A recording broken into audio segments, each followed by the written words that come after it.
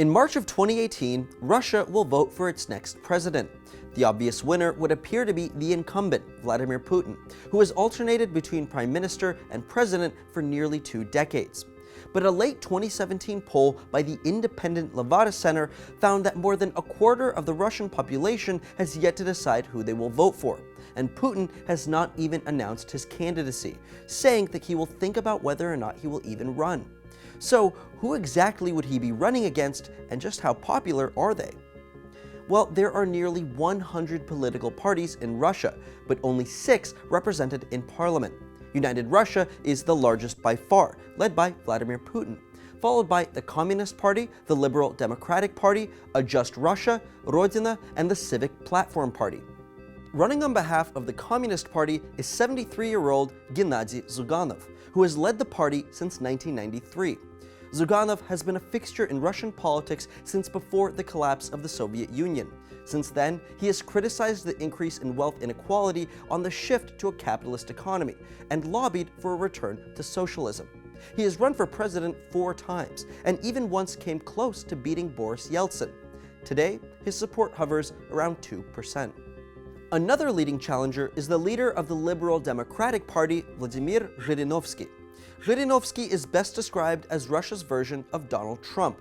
He's known for his extremely nationalist and populist views, combined with an impulsive and boisterous style of anti-American rhetoric.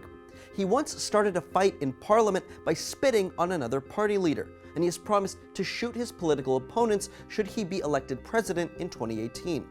He has even suggested building a border wall along Russia in order to keep out Muslims, and notably, he supported Donald Trump during the 2016 election.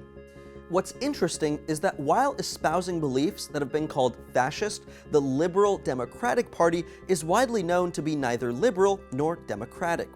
In fact, it was allegedly established as a false opposition party by the KGB to corral ultra-right-wing voters, according to a high-ranking USSR official.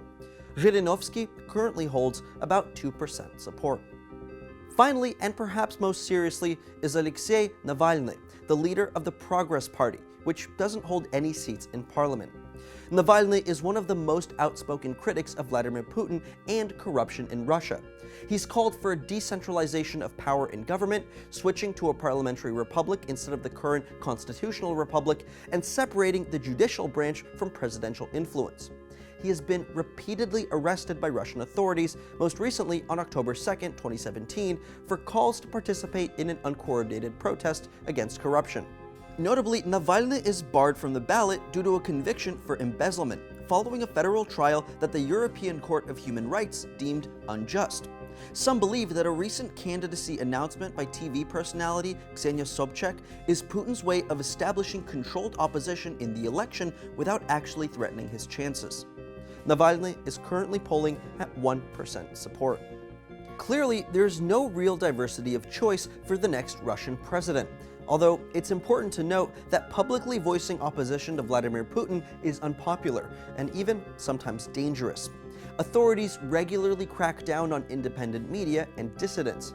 And even if President Putin chooses not to run for another term, which is unlikely, nearly a fifth of Russians surveyed state that they will vote for literally anyone who's supported by Putin.